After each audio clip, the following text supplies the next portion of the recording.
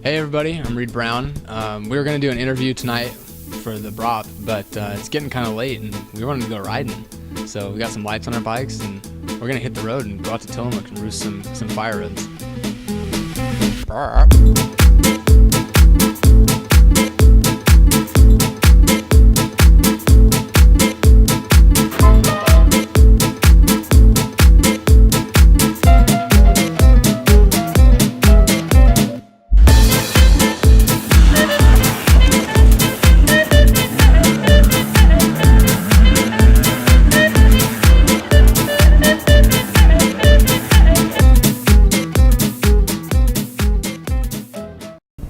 You can actually hold it.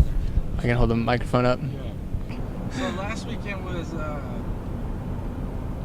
my race, Nora. Well, not my race, but Nora's race. Mm-hmm.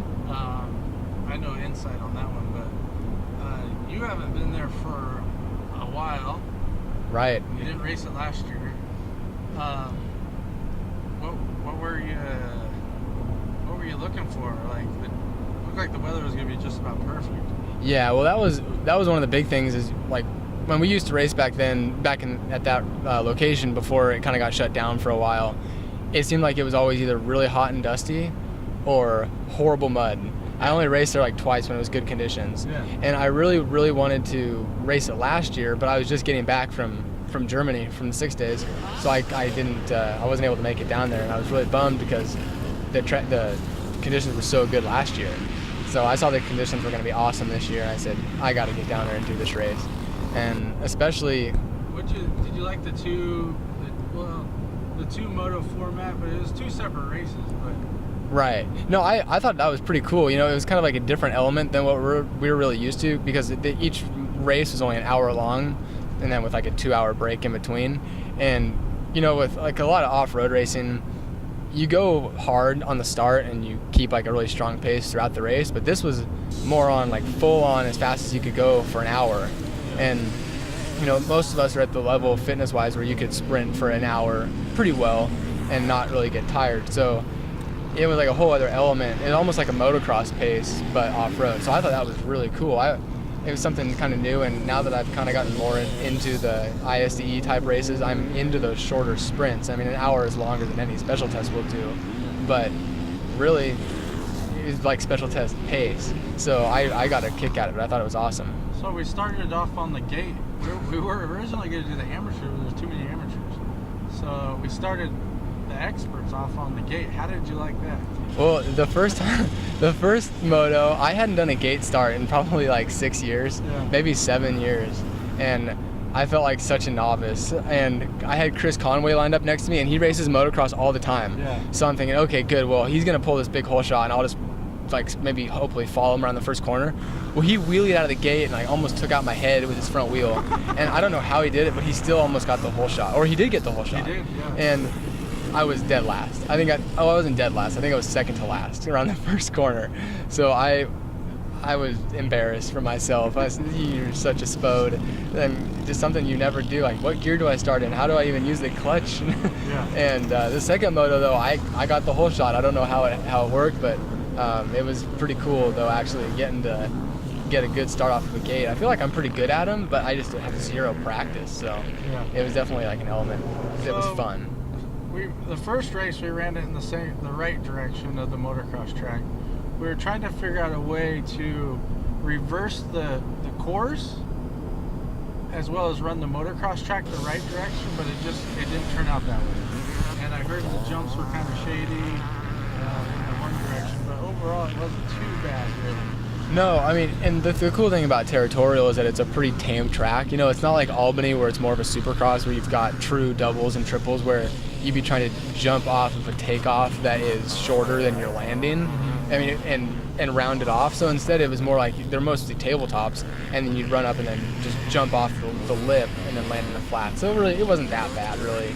I mean, it depends on how hard you wanted to hit flat land. I mean, it wasn't dangerous. It was just about how big of a hit you wanted to take. And it was frustrating the second moto for me because I was in third behind Kenny Worley and Keith Sweeten, and I could not get around him in the woods. And when I got out on the track, I made a pass on Keith, but then he just hucked it off of one of these takeoffs and landed way out in front of me. and I thought I had the pass maybe, then he passed me back because I was too much of a wuss to just air it out. but no, it really wasn't that bad. And like I said, Territorial is the type of track where you could do that and get away with it, where like some of the other races that have done that at more of a motocross, supercross style, maybe didn't work out quite as well. So I liked it switching up. I mean, because you actually had to look for lines that were different than the first time around, because the lines that were good the first moto weren't necessarily good the second moto, so it kind of brought out like a different type of skill set. So I was definitely into it. So the first moto, there was a Yamaha dude, a moto guy. Yeah. That gave you a run for your money, but it looked like towards the end of that first, I'd call moto, or you looked like he was getting a little tired. You were finally figuring out the bike and getting the arm pump away and all that shit. Yeah. His name was Jesse Bath, and I had ran into him I think once before at a race. I don't even remember where it was, but yeah, he got a really good start, and I was kind of buried for a little bit, and he got out front right away. And you know, with like I was commenting on how the pace was so fast, and I'm just not really used to that type of stuff right off the bat, going all out. And I don't really get arm pumped that often, but this time around I got horrible arm pump for some reason, and just all mental. I was holding on too tight and just really didn't ride very well until the last couple of laps. And I got back within, I think, about 3-4 seconds of him, but I think the combination of him getting tired and me loosening up, you know, and coming from a motocross background, I don't think he was really used to the hour long. I heard that he actually asked one of the check workers like 30 minutes in, he's like, how much time's left? And they told him, you're only halfway. And he's like, oh man. Is this our turn? Yeah, I think we're coming up. We're coming up to the off-road section. 24 hour real quick. Okay, 24 hour. So 24 hours coming up. You guys dominated last year, the pro class. This year, holy crap, we got like 5 AA teams or 6 AA teams, I think. Yeah, I think. We got people Arizona, Idaho, Oregon, Washington.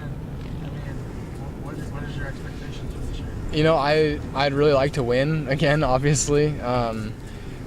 Last year we had a mistake-free race in some horrible conditions, and the second place team, the Reds team, they weren't that far behind us. They had a pretty smooth race as well. So, you know, that's kind of a fluky thing to have 2 teams do so well. But there was only 2 pro teams last year. So this year, there's, like you said, there's 5. Oh, that's a bump there. There's like five teams, and that's gonna be crazy.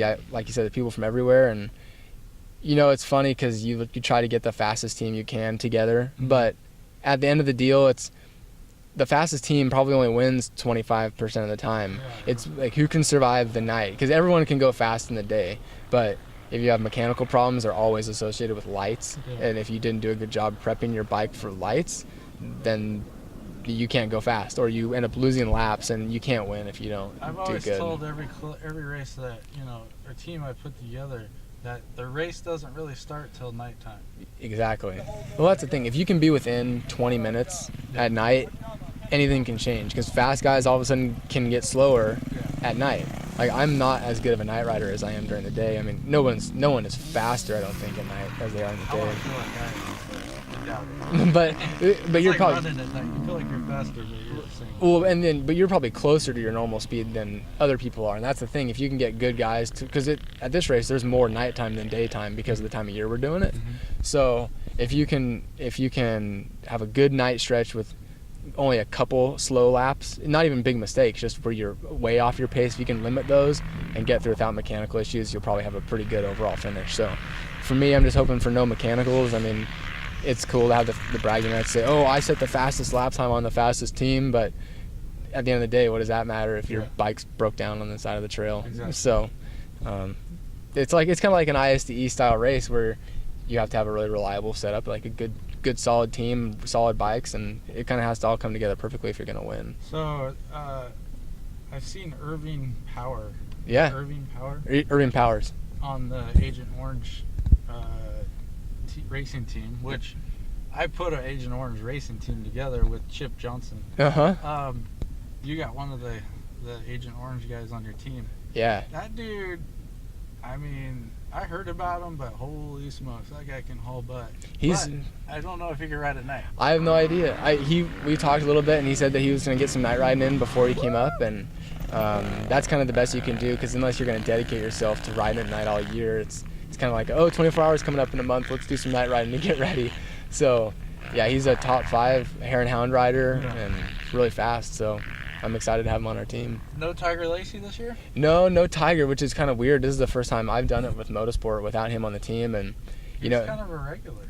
He is. Well, I mean, he's been a motorsport rider for a long time, but he just had a kid, which is awesome, and I know him and Dana, his wife, were really excited about having a kid, and I think he's just kind of getting back into the swing of riding, but might not have been able to make it for this one. So Irvin's taking over his position. You got Dan Jordan. Yep. Monty McGrath once again coming back. Yep. And who else do you have? Don Baseflug. Oh yeah, Don. Yep, the old reliable, I like to call him. I don't know, the guy just never seems to age. He's awesome, and he's so reliable. Yeah, he's fast. I mean, he does all the extreme races, so he's tough. He does Erzberg, like top American at Erzberg, and who else? Joey Lancaster. So that's our team. I think, and we're gonna have a great team, but like I said, it's just a matter of getting through the whole deal without having any real issues. So yeah, really excited to do it. Right on. So let's do a little night riding then. Let's do some night riding. All right, buddy. Thanks a lot. Yep. Appreciate it. Definitely. Thank you. Woohoo! Trunk boy.